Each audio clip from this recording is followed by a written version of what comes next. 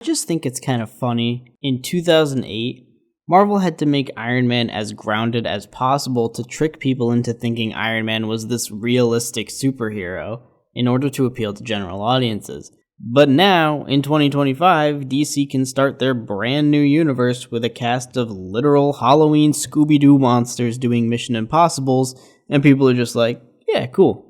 That's in no way a criticism, I just find it interesting. Creature Commandos, the very first project in our brand new DC Cinematic Universe, not to be confused with our last DC Cinematic Universe, which shares 2 of the same projects with the new one. It's all out now, all 7 episodes of it, and I liked it. If you go back in time and watch some of my past videos, this James Gunn fella has a pretty good track record for me. He's directed 4 of my favorite superhero films ever. He's done a spin-off show that I really enjoyed, and he's even taking on my favorite character in fiction in July. So it's safe to say I figured that I would enjoy Creature Commandos.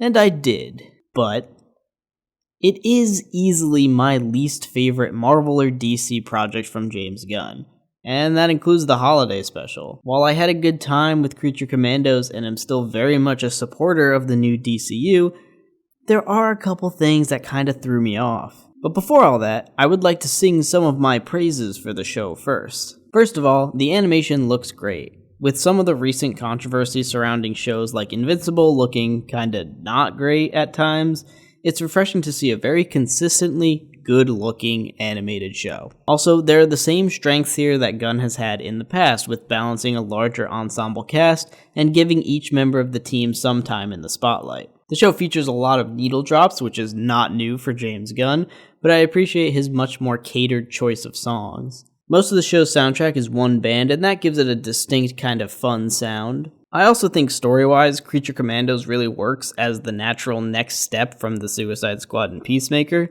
It feels like even though the DCU is just getting started, this Amanda Waller Argus section is already working through its own story. My favorite characters were G.I. Robot and Nina. They were the ones that had me the most invested. And Eric Frankenstein definitely made me laugh the most out of anyone. I think David Harbour's vocal performance is genuinely fantastic. To a lot of people, I think the standout is going to be Weasel. This show kind of totally changes the way you view him, both in this show and the parts of the Suicide Squad that he's in.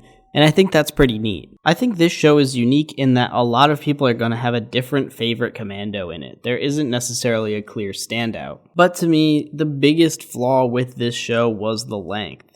It's only 7 episodes, and every episode besides episode 1 spends half its runtime on the backstory of one of the commandos, with episode 2 being about the bride, episode 3 G.I. Robot, 4 being Weasel, and so on. While I thought that was a cool way of doing it, I do think it would have worked a lot better with some more in-between time to see the team actually working together and bonding. With all the flashing back, the actual present-day story does sometimes get lost. More episodes to get to know the team as a team and not just as individuals would have helped me tremendously. Also, for the first time as a James Gunn fan, I kinda got tired of every character having a tragic backstory. I found the most interesting one to be Eric Frankenstein's because it was surprisingly chilling and not what I expected. But a lot of the rest of them had me feeling like I had already gotten the point.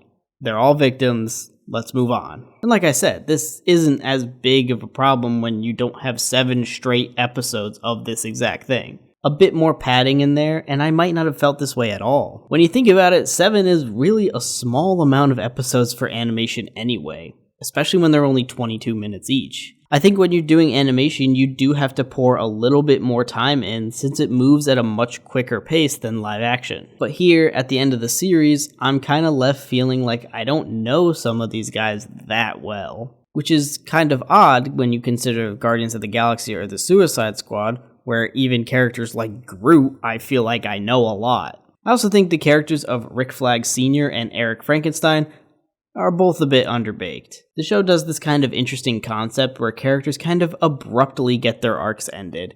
And while I think it worked for some of them, like Nina or G.I. Robot, these two left me a bit disappointed. And part of me is like, oh, that's kind of cool. Real life doesn't wait for you to have character development before shit happens. but I just think there are some better ways to do it. The same goes for the antagonists, who kind of feel like they rush to a conclusion without it being all that satisfying. But all in all, pretty much any issue I have with the show boils down to it being too short, which is in some ways a strength, as I was left wanting more. What I will say on the other hand is that it's pretty cool that we get this aggressive, bloody, TVMA rated project right off the bat, and it's animated. I cannot fathom Marvel ever producing a mature animated anything. We just got the first R-rated project last year, and honestly, I kinda forget that it is R-rated. Besides them saying fuck every 30 seconds, nothing about Deadpool and Wolverine necessarily has to be R-rated. Compare that to this, where it would have been a different show entirely without the violence and the language and so on and so forth. But the fact that the DCU is kicking off with an adult animated series about characters nobody has ever heard of, followed up with an all-ages movie about the most popular character of all time, that's pretty exciting. I would happily watch more seasons of Creature Commandos. The reveals at the end got me looking forward to seeing new characters, even if they never showed off my personal favorite Commando, Warren Griffith. And all things considered, this being the worst of James Gunn's project, but still being pretty good, gives me a lot more hope for Superman. But what's more perfect for the new Superman than actually feeling straight up hope for it? But what did you think of the inaugural DCU project? And who is your favorite Creature Commando in the show? Let me know in the comments, and stay tuned for the next time a superhero project manages to make me feel something. Anything. I do not enjoy landscapes devoid of dead Nazis, Miss Nina. Oh. Can Miss Nina and G.I. Robot be killing Nazis soon? Miss Waller promised it would be soon. It's been oh so long since G.I. Robot has sent Nazis back to hell where they belong.